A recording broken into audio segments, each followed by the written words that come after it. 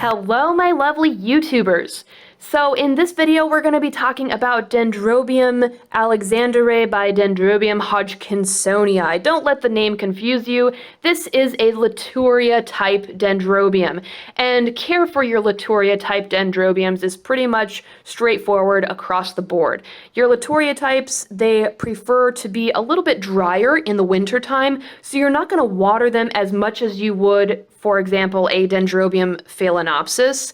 Dendrobium phalaenopsis like to remain moist throughout the year. They don't really have a drying period, but for your Latouria type Dendrobiums in the wintertime, similar to Dendrobium nobile, they like to be a little bit more on the dry side, and they do require cooler temperatures in order to induce blooming. So blooming time for this orchid is December, January-ish. That's when this one decides to bloom. The blooms are highly, highly fragrant. They have a really spicy scent to them. It's really wonderful. I love the smell of this Dendrobium. By far my favorite Dendrobium that I currently have. And if you guys remember, this is the one that was attacked by spider mites. So that concoction of the neem oil and the organic soap and water seemed to get rid of them, and this guy was able to open up his blooms anyways, despite those nasty little buggers. The only thing that happened was the silvery coloring, if that shows up, the silvery coloring on the bottoms of the leaves, so that was unfortunate. But I was still rewarded with beautiful blooms. I just think they're so interesting to look at. They start out a green color, and then as the blooms age, they turn this creamy yellow. The petals right here, they are twisted, so just adds to the appeal of this orchid. The labellum especially, it's this curvy shape, but it also has the spotting and veining on the labellum, so it's super, super beautiful. I love it. Every time this orchid blooms for me, I'm always re-impressed with it, I guess you could say. So the Latouria type dens, they have an interesting grow pattern, and I'm going to zoom you out here. So as you can see, they have these tall, spindly canes. They don't look like your typical Dendrobium does. They're really interesting canes. They get really, really skinny, and then all of the fatness is sort of in the middle, and they get skinny up at the top again, and then they usually have 2 to 3 leaves, 2 to 3 leaves on each cane, and the leaves themselves are pretty waxy.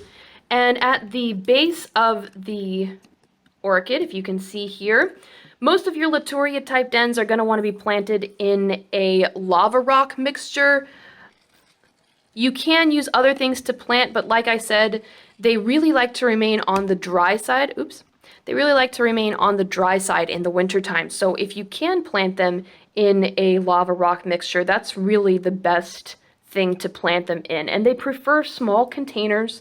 You can see this one is a huge plant, but it's potted in this smaller container.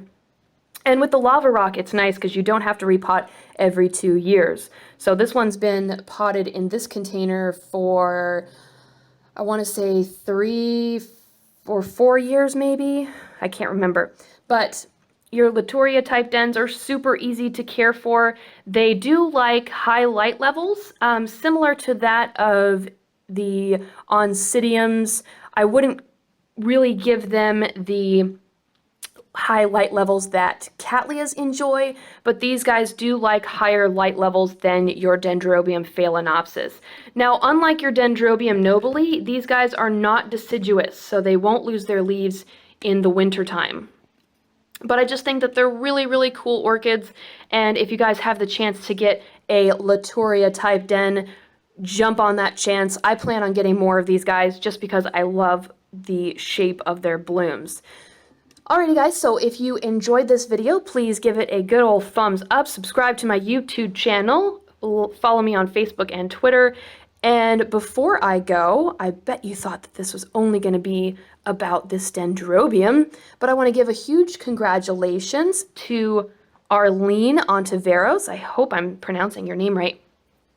She was the winner of my 100 subscribers giveaway, and if you guys are bummed that you didn't win, don't worry, there will be many, many more giveaways in the future, so follow me and like me on Facebook for more giveaways in the future. Alrighty guys, I will see you guys later. Bye.